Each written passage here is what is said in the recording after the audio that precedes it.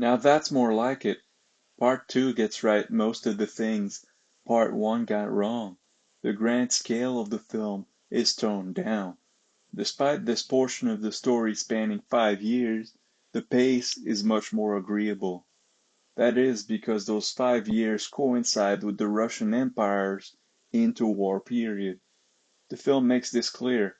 The second part begins with the Treaty of Tilsit, where Napoleon meets with Emperor Alexander in July 1807, and it ends with the former's army crossing of the Niemen River to invade Russia on June 24th, 1812.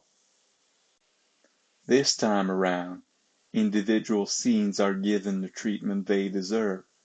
That is, much more room to breathe. We are not constantly transported from one scene to another like a ping-pong ball. All the happenings are confined to ballrooms, opera houses, or private estates.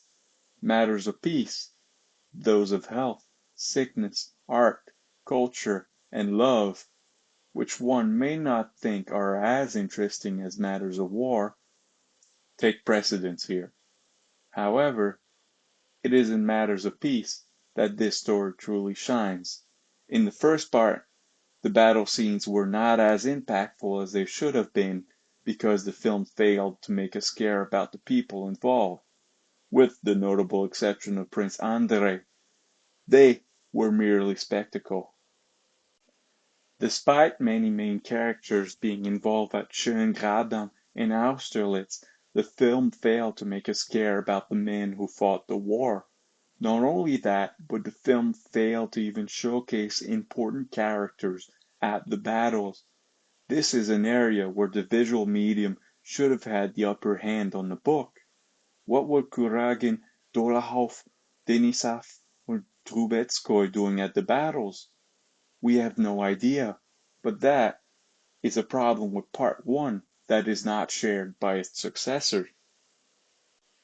As the title would suggest, this part keeps its focus on the Rostov family, especially Natasha, Sonia, and Nikolai. It is a particularly eventful 5 years for Natasha, the Rostov's youngest daughter, who we see grow into a woman.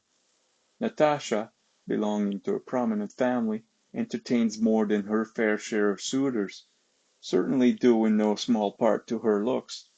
In Part 2, we get to see the three loves of her life. The important events of the young Countess's life during those times echo the important events of her nation.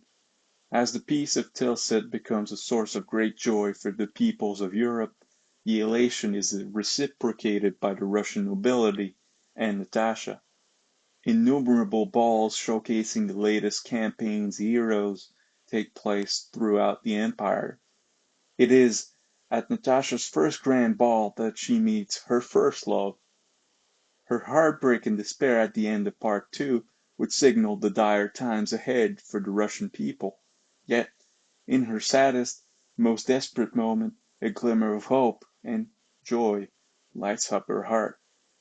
She is not yet finished, and neither is her country. Having just recovered his lust for life, Prince Andrei Balkonsky is present at this grand ball.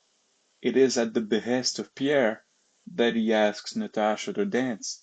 Natasha, who was hitherto frustrated by her lack of partners, is at first shocked, but quickly recovers her boundless gaiety and innocence, which had so mesmerized Prince Andrei months earlier. The two are immediately smitten. 3 weeks later, Andrei proposes to Natasha, with the caveat that they must wait 1 year to be married. You see, the prince's father, Nikolai Balkonsky, isn't the most accommodating. The old man is dead set against the idea of his son remarrying. After all, he did not remarry. Why should his son? Nevertheless, Andrei and Natasha agree to be engaged to one another. Despite all the good Part 2 does, there are some important bits of the story that are omitted in the transition from page to film, lost in translation if you will. In the book, Princess Maria is constantly berated by her father. It would seem that he is never satisfied with her. Worse, he seems to take pleasure in putting her down. While the film does a good job, in spite of very little runtime spent at Bald Hills, in conveying that Maria is afraid of her father, the cruel aspect of Nikolai Balkonsky's character is never gotten across. This is important, as it would make the tender last words of the old prince to his daughter at the beginning of Part 3 all the more poignant. Both arcs, Maria's and her father's, are thus excised from this version of the story. For Natasha, the weight quickly becomes unbearable. There are, however, a few things that manage to get her mind off her excruciating idleness. This is the strongest section of Part 2. After having hunted wolves on their country estate, the three youngest Rostov children, Nikolai, Natasha, and Petya, spend the evening at their uncle's, a distant relative, and they crank up the charm to 11. Especially Natasha, who spends the evening dancing to her uncle's guitar. As they are heading home in the troika, Nikolai and Natasha tell each other how happy they are, how they enjoy each other's company, and how much they wish they could remain like this forever. Alas, they are growing up in a rapidly evolving world. Neither their family nor their country will ever be the same again. As the high Moscow society is fond of doing, the Rostovs, the Count, Sonia, and Natasha visit the opera house often. On one occasion they are seated in the box adjacent to Countess Bezukhova's. Helene, who gets along quite well without her husband's companionship, introduces the Rostovs to Anatole Kuragin, her brother. Ever the womanizer, the already married Kuragin sets his eyes on the young Natasha. The scoundrel manages to seduce the innocent Natasha, in no small part due to Helene's shenanigans. The young Rostova goes as far as breaking off her engagement to Prince Balkonsky, preferring her newfound lover. She promises to elope with the latter. While Dolohov's romantic subplot with Sonia and subsequent act of treachery is omitted, he nevertheless plays a role in this part. In the film, his motive is merely to help his friend Anatole, whereas in the book he seeks to inflict more hardships on the Rostov household as well. His spite is a powerful motivator. Despite his disdain for the Rostovs, he still vainly attempts to dissuade Anatole from going through with his plan. He thinks it's a bad idea, and he's right. The two men and Natasha's plan is thwarted by the Rostovs' hostess, Maria Dmitrievna Arosimova.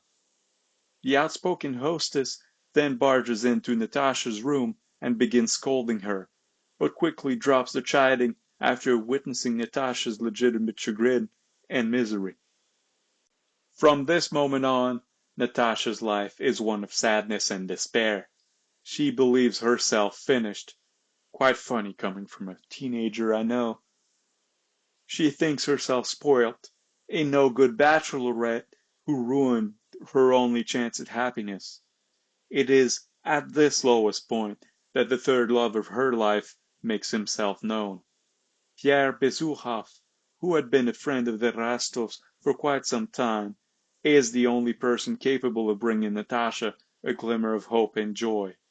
His kindness and generosity towards her know no bound. Unfortunately, Pierre is not a bachelor. He is already married. Love between the two of them is impossible, thus neither allow themselves to consider it. So, Part 2 ends with Natasha having very little hope of finding love, and Russia having very little hope of finding victory against Napoleon, who has just invaded.